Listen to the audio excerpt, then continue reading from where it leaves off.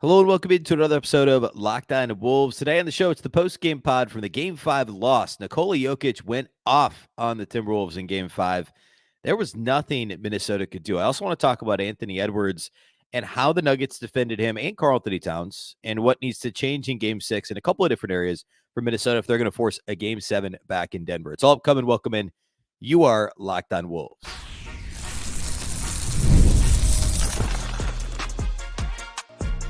You are Locked On Timberwolves, your daily Minnesota Timberwolves podcast. Part of the Locked On Podcast Network, your team every day. Hello and welcome to the Locked On Wolves podcast, part of the Locked On Podcast Network, your team every day. My name is Ben Beecken. I'm the host of Locked On Wolves. Today's episode is brought to you by Game Time. Download the Game Time app, create an account, and use the code LOCKEDONNBA for $20 off your first purchase. Terms apply. Happy Wednesday, everybody. Happy hump day. And the Wolves lost Tuesday night. They're now in a 3-2 hole in the Western Conference, semifinal, second round. And Game 6 in Minnesota on Thursday. Today, a lot to get to. Obviously, Nikola Jokic is the headline from this story or for this game. Just an unbelievable performance. We'll talk about what Minnesota tried, what Jokic was still able to do. I want to talk about Ant's performance. And, we came into this game saying Ant needed some help, but in this game, Ant needed to do a little bit more. And we'll talk about that. Also, a couple of other things I would look for as we look ahead to Game 6 that the Wolves need to do in order to give themselves a legit shot to send it back to Denver for Game 7 on Sunday. So we'll talk about all that here today. A big thank you off the top for making Locked On Wolves your first listen every day. Of course, this show is free and available everywhere. That includes YouTube as well as all of your favorite audio platforms. Wherever you like to listen to podcasts, you can find Locked On Wolves. You can also watch on the Locked On Sports Minnesota app on both Roku and Amazon Fire TV. And you can follow on X at Locked On T-Wolves and also at Beecken with 2 B's, 2 E's, C-K-E-N. All right, so there's really nowhere else we could start with this game than with Nikola Jokic absolutely going crazy. And this is not I know that there's this false narrative out there of Jokic versus the defensive player of the year. And yes, Rudy did end up guarding him quite a bit. And yes, the Nuggets were in a way hunting that matchup, not as much as they were hunting freeing up. Well, I mean, they were hunting that matchup because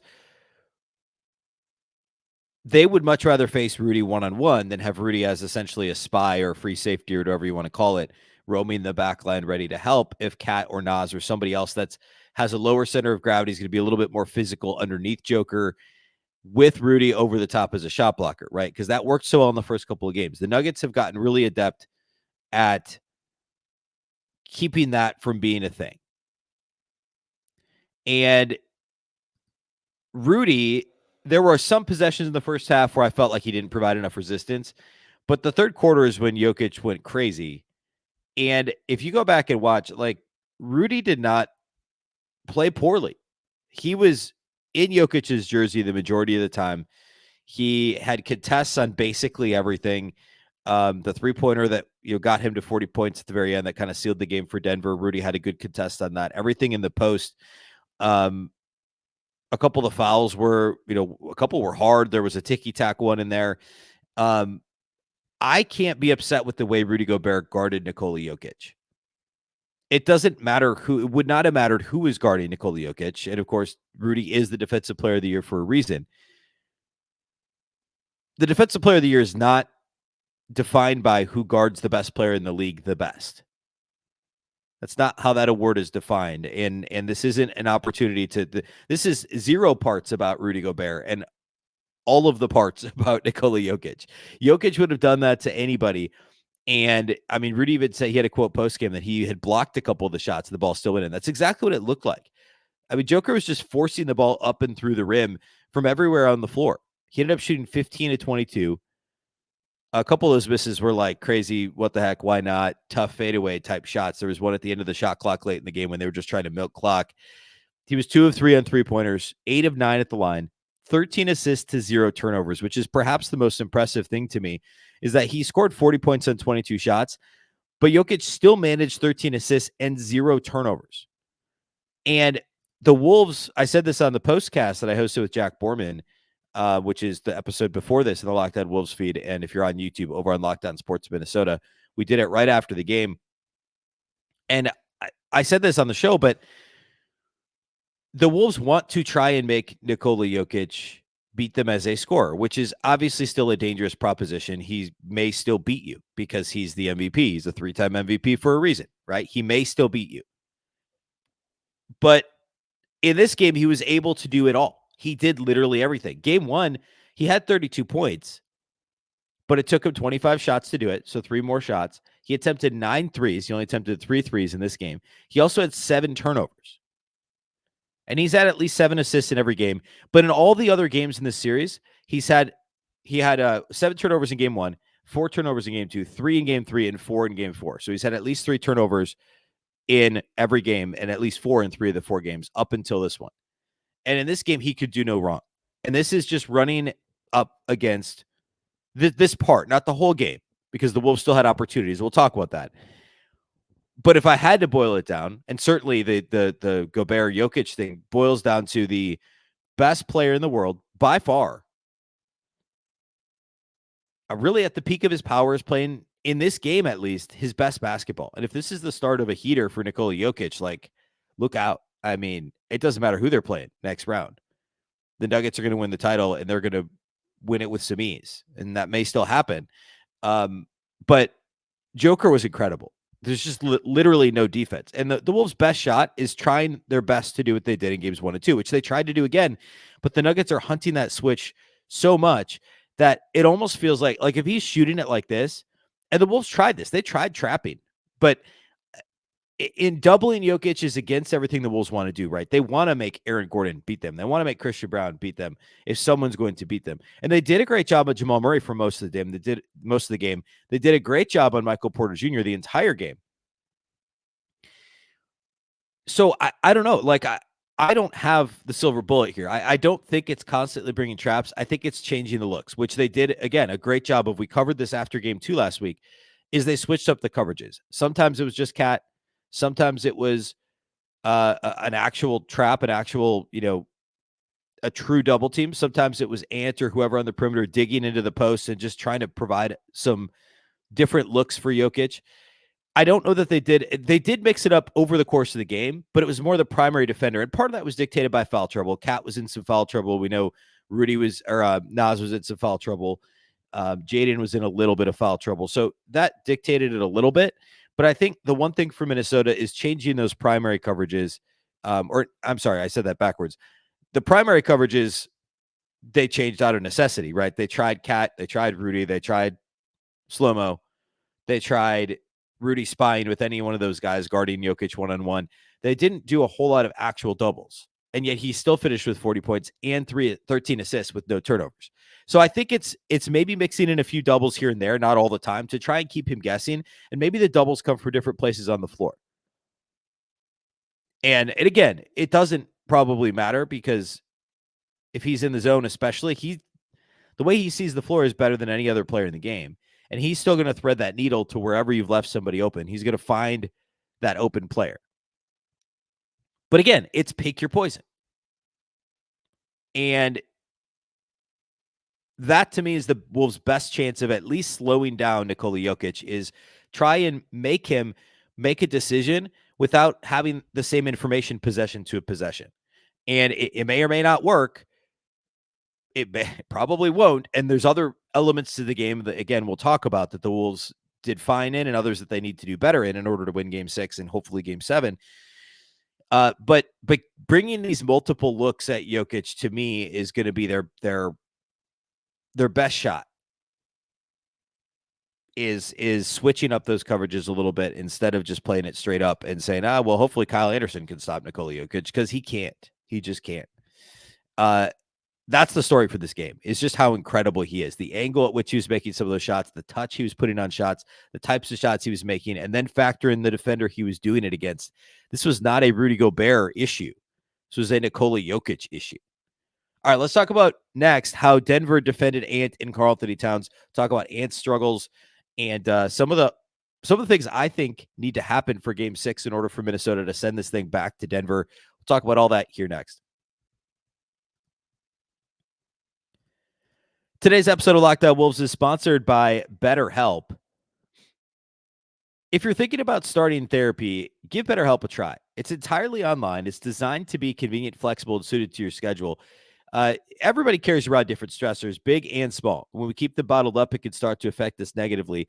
Therapy is a safe space to get things off your chest and to figure out how to work through whatever's weighing you down. Look, everybody's got stuff that bothers them, right? Everything has stuff that, again, weighs you down. No matter what that is, it may seem big, it may seem small. Consider BetterHelp. If you're thinking of starting therapy, give BetterHelp a try. You just fill out a brief questionnaire to get matched with a licensed therapist and switch therapists at any time for no additional charge.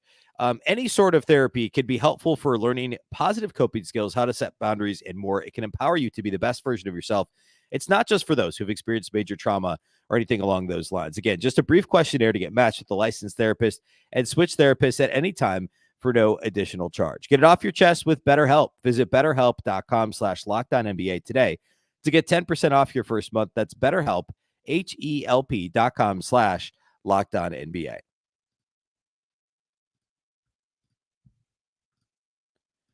Do you watch Fox Sports or ESPN on your TV all day?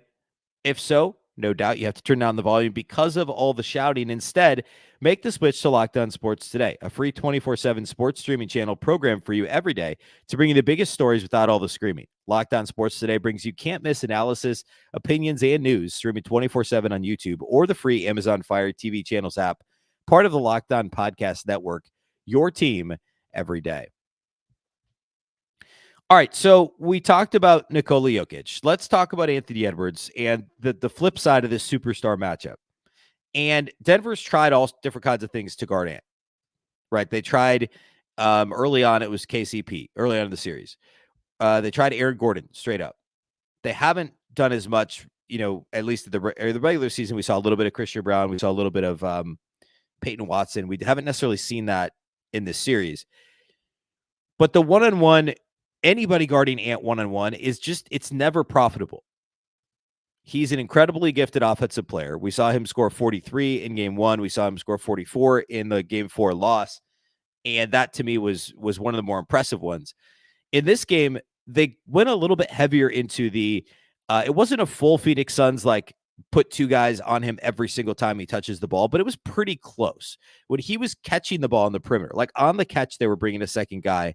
And no matter where he was on the floor, whoever the next closest defender was, the closest help defender, who was even one pass away, was ready to be there to kind of feign a double or even bring an actual double. And early in the game, like the first handful of possessions in the first quarter, I thought Ant's decision making was pretty on point. He, ball movement from Minnesota led to a couple of McDaniels buckets. It led to a Rudy dunk. It led to Nick Alexander-Walker corner 3. It was just an effective start to the game. And Ant was making these quick decisions and doing a good job with it. He did have a series high 9 assists, actually a playoff high 9 assists for Ant in this game. So I was happy with how he was decision-making early, but that went by the wayside fairly quickly. And the Wolves dealt with some adversity overall.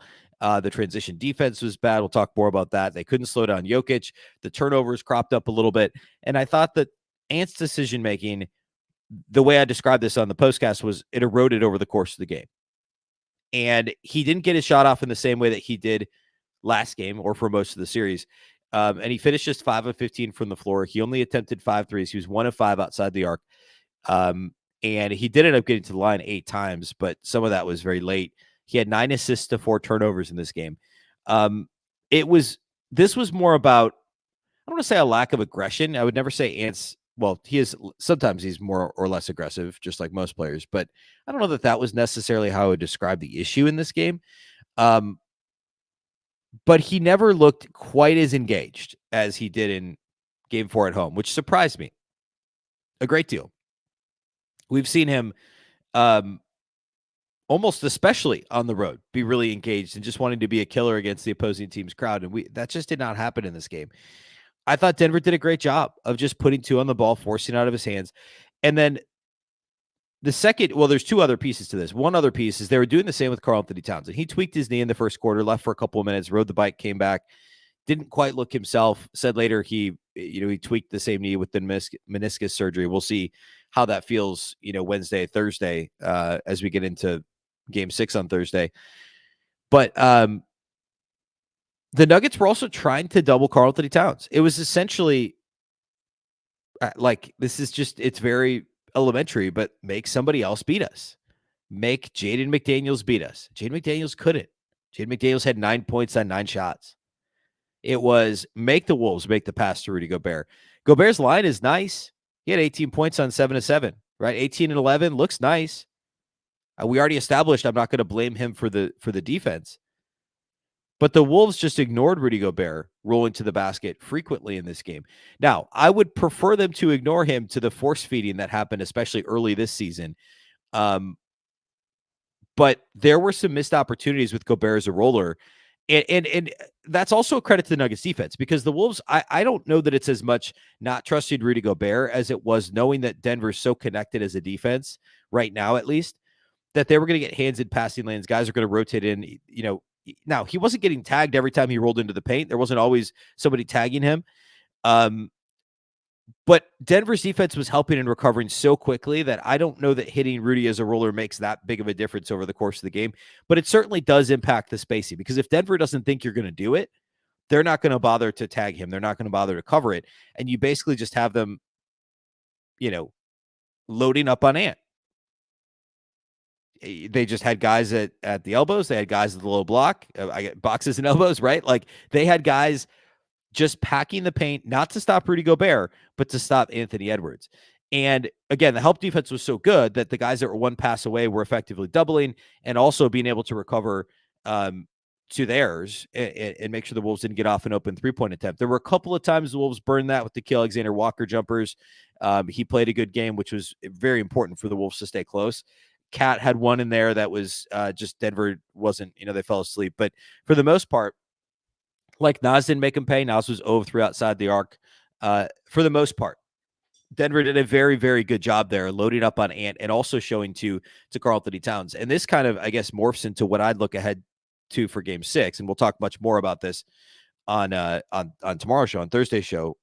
But the Wolves have to at least pretend like they think Rudy Gobert could be a threat in the half court. They can't completely ignore him. And the 7 buckets and the 7 free throws that Rudy got, there were a couple where, like, Peyton, or I guess it wasn't Peyton Watson, or maybe it was late in the game. No, I think it was Justin Holiday was essentially the low man and ended up just wrapping up Rudy Gobert and making him shoot free throws. Like, if that's going to happen, and there was another play, there were a couple of plays in there where the Wolves did say, all right, Rudy's essentially got Justin Holiday on him. Let's just chuck the ball to him and see what happens. But that was usually kind of a last resort. And it was when nothing else was working, and it was toward the end of the game. The Wolves really just need to involve Rudy a little bit more initially. And he got that dunk. It was like the first or second possession for Minnesota to start the game. They need to involve him a little bit more early, and which they tried to do. And so is Jaden McDaniels. It's just they got away from it. They got away from it, and Denver got comfortable defensively, and that was a problem as the game wore on. So at least pretending like Rudy Gobert could be a threat in the half court is going to be massive. And I don't know how many, like, he's not often going to score more than 18 points in a game, but Rudy's also a pretty good passer on the short roll, right? Like, if you hit Rudy immediately with that pass, he knows how to kick it to the opposite corner. I just think that needs to be almost, I don't want to force the issue, because we have seen times where the Wolves have force-fed Rudy Gobert, and that is certainly not a winning strategy. I will say the Mike Conley absence, which I hadn't mentioned yet, but of course he didn't play with the sore Achilles tendon. That was a huge thing, just from a ball movement perspective. And I think sometimes the floor general, like bringing the ball up the floor, that old school, that kind of gets overblown, because Ant brings the ball up the floor as much or more often than Conley does when they're both on the floor. But it's the 3-point shooting threat and the ability to create off the ball. And I know Nickeil Alexander-Walker has that in theory, but Conley just has that savvy, the ability to find the soft spot and then also look for that pass. Well, Alexander-Walker can score, put the ball on the floor, and can create, can pass, can do all of these things. Conley does it with more consistency and more conviction, and is seeing the floor just in a better way. And even if it's not as the guy bringing the ball up the floor, it's as the second or third motion in any given set, Conley's got the ball in his hands making a decision, and that decision was usually the right one. And that's going to be really important, is having him on the floor in game 6. All right. A couple more things here to close out. We'll talk about the Wolves' depth and how Denver's role players are now outplaying Minnesota's. A couple other things to cover here before the end of the show. We'll do all that here next. Today's episode of Locked On Wolves is brought to us by our friends at Game Time. Game Time is an authorized ticket marketplace of the NBA, which makes getting playoff tickets even faster and easier. Prices on the Game Time app actually go down the closer it gets to the tip-off. With killer last-minute deals, all-in prices, views from your seat, and their lowest price guarantee, Game Time takes the guesswork out of buying tickets. It's extremely easy to do this too, by the way. And I attend all different kinds of events, sports, obviously, concerts, comedy, theater, etc. Last minute deals, you get up to 60% off all of the above, plus flash deals. Save even more with exclusive in-app deals on select seats ahead of the game or event. They also have zone deals. Save even more when you choose a section and let Game Time choose the seats and their seat views. Get a panoramic view from your seat in the app before you buy. Take the guesswork out of buying NBA tickets with Game Time. Download the Game Time app, create an account, and use the code LOCKEDONNBA for $20 off your first purchase. Terms apply. Again, create an account and redeem the code LOCKEDONNBA. That's LOCKEDON NBA for $20 off.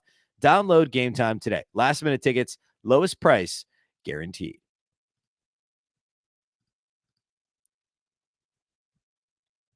All right. Couple more things to hit here at the end. We talked about Jokic. We talked about the defense that Denver was playing on Ant and also Cat.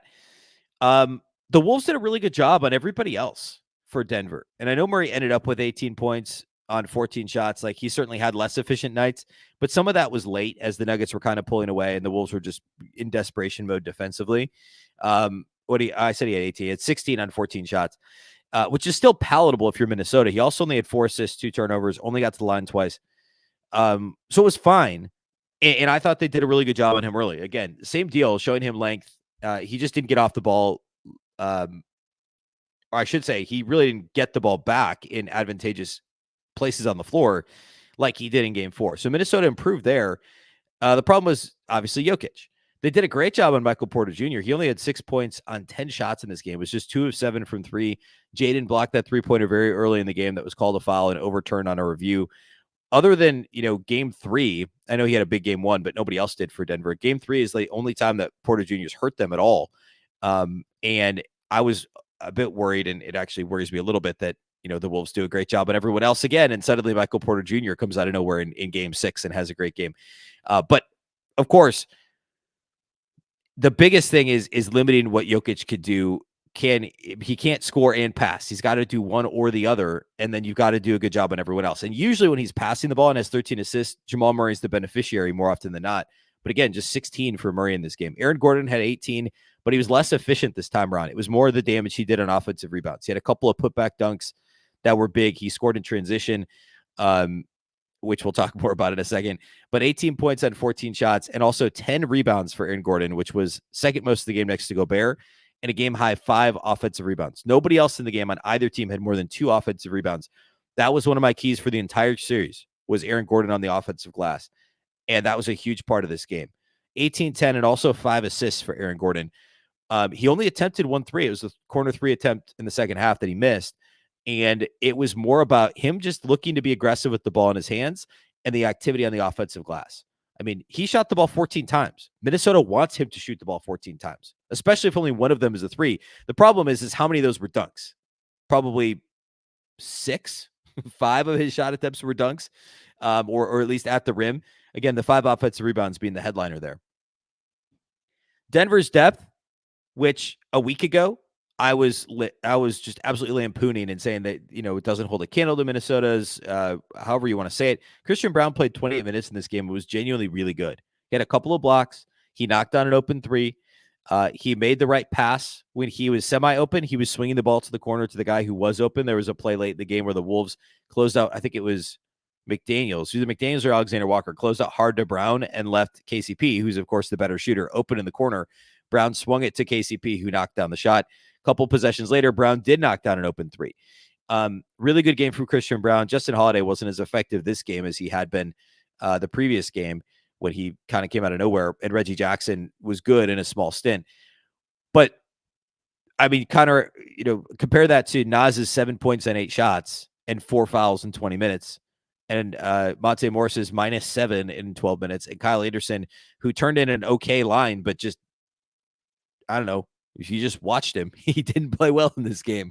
There was the offensive rebound where he refused to shoot it from wide open inside the free throw line. There was 2 terrible turnovers, one where they could have gotten an open jumper and he just chucked it out of bounds.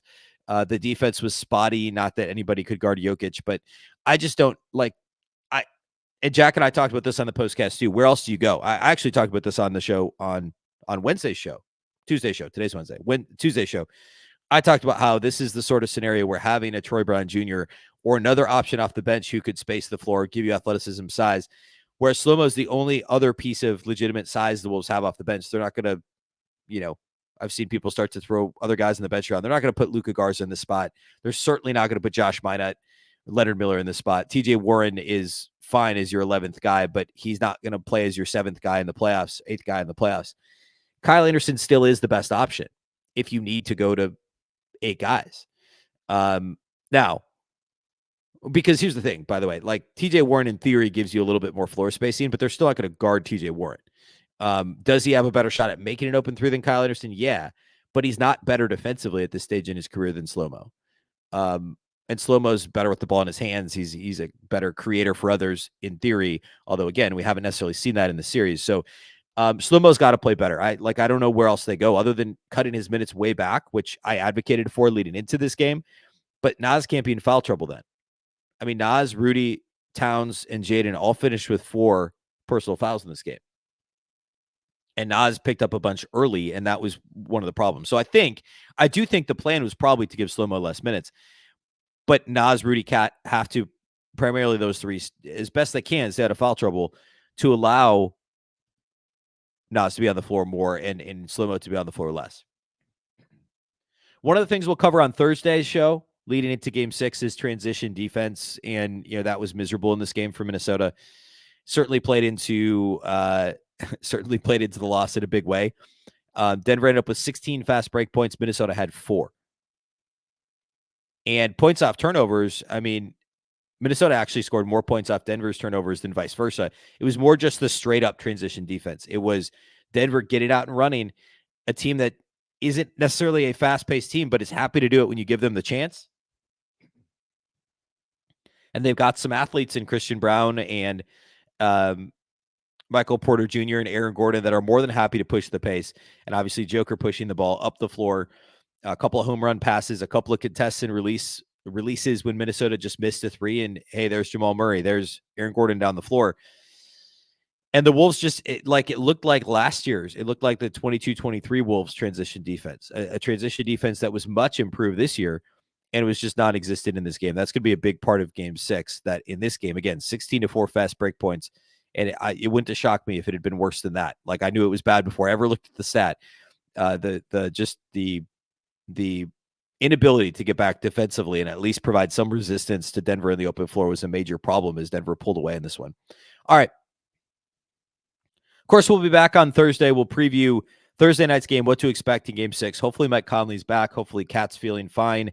Chris Finch said after the game that they're hopeful they can have Mike Conley back on Thursday. So hopefully that is the case. The next episode in your feed here on Locked On Wolves is going to be the Minnesota basketball party. It'll be on the audio feed this afternoon, late afternoon. And it's going to be up on YouTube. We'll actually be going live here on Wednesday morning on YouTube on the Locked On Sports Minnesota channel with the basketball party. I'll be back on Thursday with the regular Locked On Wolves show on both YouTube and also wherever you like to listen to podcasts. A big thank you once again for making Locked On Wolves your first listen every day. Like I said, available free everywhere, including YouTube. And wherever you like to listen to podcasts, you can also watch on the Locked On Sports Minnesota app on both Roku and Amazon Fire TV. And you can follow on X at Locked On T-Wolves and also at Beecken with 2 B's, 2 E's, C-K-E-N. Of course, the Locked On Wolves podcast is part of the Locked On Podcast Network. Remember, the Locked On Network is your local experts on all the biggest stories. Once again, I'm Ben Beecken. This is the Locked On Wolves podcast, and we'll catch you next time.